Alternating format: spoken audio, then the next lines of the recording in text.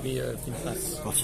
Bon, alors écoutez, chers amis, on va continuer ces conseils-là extraordinaires qu'Hachem nous a donnés en cadeau pour se préparer le jour du jugement après le cours précédent dans lequel on a un peu résumé un peu tous les essentiels cours précédents, et à savoir que préparation le jour du jugement. Et j'ai dit que combien les choses se répètent. Tu répètes, tu révises. La Torah, ils disent nos sages, c'est comme un nourrisson qui est en train de téter de sa maman. Et bien, il en a jamais marre. Pourquoi? Il dit chaque fois, il trouve un nouveau goût. Incroyable. Et même si la Torah est dit nos sages, elle est comme un nourrisson qui est en train de téter.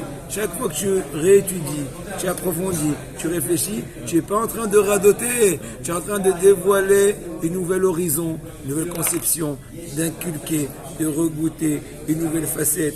Incroyable. Maintenant, regardez, chers amis.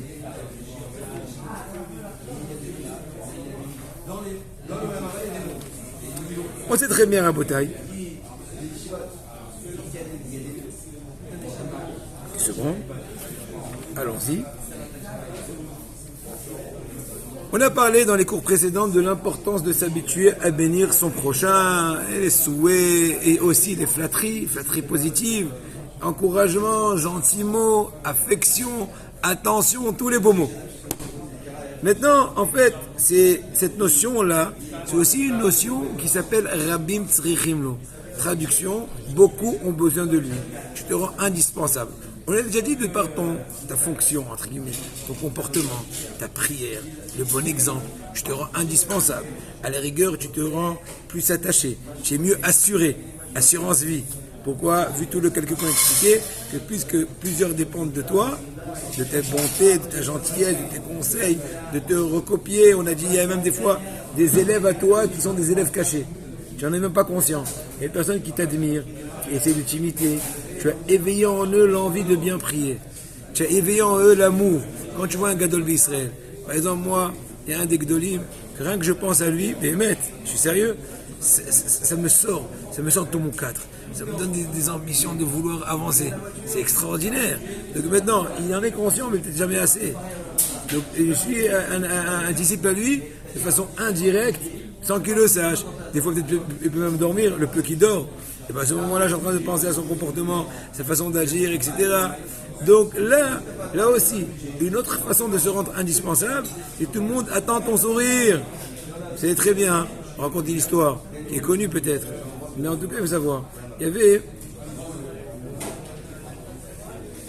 je me dis plus ou moins l'histoire, je ne me rappelle pas les détails, une grande industrie. Et il y avait des travailleurs qui rentraient tous les jours, imaginons des dizaines ou des centaines d'ouvriers. Et il y avait là-bas, à l'entrée, un gardien, un chômeur, un gardien. Les gens y passent, ils rentrent. Un jour, un des employés, il a eu un incident, lequel vous allez comprendre tout de suite.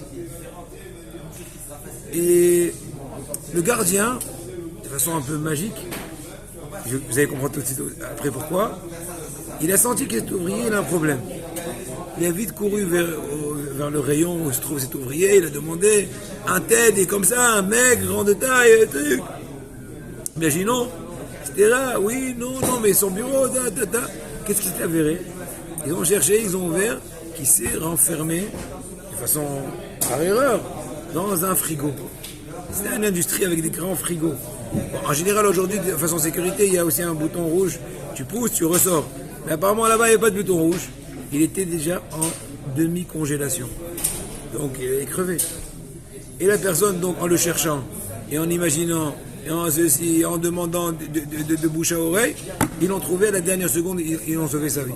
Je dis, mais dans quel est ton secret? C'est pas Baba Salé, le chômeur. C'est quelqu'un de simple. Il aura dit le chômage, je dis quoi le secret? Cette personne-là, tous les jours, quand elle venait, elle me disait de façon joviale, bonjour, bonne journée. En fin de journée, bonne soirée, mon ami. Bonne chance, Hachem vous bénisse, un gentil mot. Ce jour-là, j'ai senti qu'il me manquait quelque chose. Et je me suis rappelé, ah oui, sûrement il n'est pas passé. Il n'y a pas qui pique, il manque jamais le coche. Et de là, de fil en aiguille, il lui a sauvé la vie. Vous vous rendez compte, Rabotai? Histoire simple, mais tellement interpellante.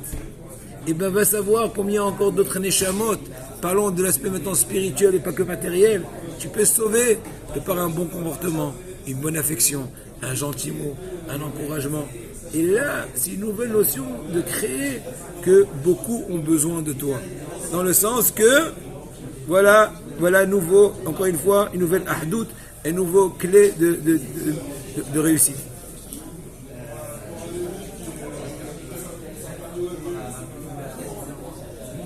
Et que le marafilou, chez nos poètes, les chouot, mais mécharines, à l'idée de Rota. On ne parle pas de quelqu'un qui est en train de faire des miracles de par ses brachot.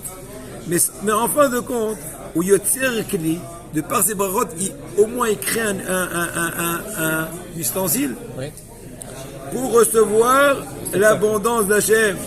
Des fois, un réceptacle, très bien, Bet Kiboul. Beofen, chez Bevo Zman Akosher, tel que quand le moment optimal arrivera, et ben il y aura un lieu où la bracha ou le sheva pourra arriver, pourra résider. Maintenant, continuons et approfondissons le nouveau point.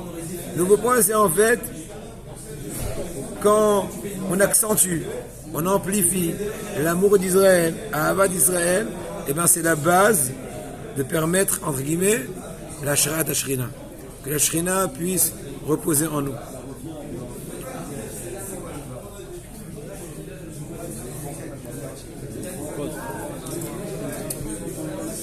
Avançons. Je vais travailler à triple sens. Tu as compris ce que je fais? Remarquer, mais ne pas faire trop de remarques. Ne pas négliger, et ne pas trop. C'est comme, quelqu'un il m'a dit, l'éducation, c'est comme que tu attrapes un oiseau. Tu serres trop, tu l'étouffes. Tu lui donnes à respirer, il peut s'envoler. Donc il faut savoir bien l'attraper sans l'étouffer. C'est pas évident. Je vous le promets que c'est pas évident. Bon, merci Hachem. On est là pour le servir. Donc on est heureux. Il faut être Edoresh Nehemekayem. Il ne suffit pas juste que je vous fasse des cours et moi dans la pratique, déjà je me contredis. Sinon mes parents ne feront pas de fruits. Donc au contraire, je remercie Hachem de me donner la possibilité de pratiquer ce que je prêche. Pourvu que oui, ça soit comme ça. En tout cas, donc si on résume, en accomplissant tous ces conseils extraordinaires, à savoir se sentir une partie de l'ensemble, par exemple, avoir du mal dans Tarit Israël, dans les Tsarot d'Israël, se ressentir, comment dirais-je, se ressentir mêlé, se sentir visé, se réjouir dans la joie de son ami. Secondo, se comporter, être un bon exemple à son entourage. Et encore plus, celui qui a l'habitude de bénir son ami. De par tous ces éléments-là que je viens d'expliquer, qui sont en fait le compilé de tout ce qu'on a étudié jusqu'à maintenant dans cette série de cours, eh bien, on est en train de fortifier, de renforcer, d'amplifier l'amour d'Israël d'un degré à l'autre en montant. Donc on retourne au même point, que Ya'ativte Israël, c'est un pasouk, que ensemble sont les peuples sont les tribus d'Israël. Zochim lamvu'a bitilat otomikra. Donc on arrive au début du pasouk. Vaïhi bishurun melech. Ça veut dire que Kadosh Baruch Hu est roi. Yeshurun, c'est Am Israël. Pourquoi il appelait Yeshurun? Parce qu'ils sont Yesharim. Ils se comportent avec droiture. Mais encore une fois, quelle est la droiture qui va exprimer Melech d'Akadosh Baruch Hu? Bit Asef Rache'am. Ya'ativte Israël. Quand les têtes du peuple se rassemblent et ensemble sont les tribus d'Am Israël. Donc la Ahdout. Il t'a aidé. והוא יסוד איתן שעל ידו תשרה שכינת עוזנו אף בעולם השפל בין בני תמותה. Donc c'est une base solide que de par son billet pourra résider en nous, même nous les mortels, du commun du mortel, et ben on aura le mérite de faire résider la présidence divine sur nous. Et c'est la volonté d'Akadosh Baruch Hu, le saint soit-il, qu'il ait un lieu où résider pour pouvoir en fait nous permettre à nous de recevoir sa bonté pour nous faire un maximum de bien, et les choses sont bien connues. Maintenant attention, nouvelle, ou plutôt bonne nouvelle, laquelle? Même le Yetzer Hara a peur des jours du jugement. Tu le savais? Il a la frousse. Au contraire, il a la frousse, pourquoi? Inen emet, shemikra malé dibera katuv. Il est vrai qu'il y a un pasouk clair qui dit Ashrei Adam mefa'ed tamid. Heureux l'homme qui craint tout le temps. On ne parle pas au niveau de la panique négative, péjorative, au niveau de la crainte positive. Il y a un roi, noblesse oblige, on est là, serviteur, avocat, à vos services. Il est jugé, ça? Non, une seconde. La reine à la Adam bechol et la aroch etzot et ta'boulot. Pour ça qu'une personne, à tout instant, doit faire des etzot, des conseils, des ta'boulot, afin de porter grâce aux yeux du Saint béni soit-il. On est jugé. Maintenant, la chose est encore plus forte quand c'est à l'époque du mois des puissants, le mois de Tishri, le mois des puissants. Shana, Kippur, Ariyesh, Ag, Miloïra, Aleph, Elul, Resh, Shana, Yud, Yom Kippourim, et Oshanaba, les jours. Yerah, Etanim, Yerah, c'est la lune, c'est le mois des Etanim, des puissants. Aussi, veut dire aussi Avot HaKadoshim. D'accord? En tout cas, dans ce mois-là, il faut se renforcer pour se comporter de façon qu'on porte grâce aux yeux du juge. Il dit à Kadourou, le Sami Sotil, le roi. Sachez, mes chers amis, que même le mauvais penchant lui-même, il a peur, il tremble des jours du jugement de Rosh Hashanah, à un tel point que chaque année de nouveau, il perd la boule. Il est complètement bouleversé au moment de la sonnerie du chauffard, en pensant que sa fin s'approche. En pensant que sa fin s'approche. Pourquoi? Parce que c'est le chauffard du Mashiach. Maintenant, je vais vous dire une morale. On va dire ça déjà dans le prochain coup. Par rapport à ce point-là, je vous laisse en suspense.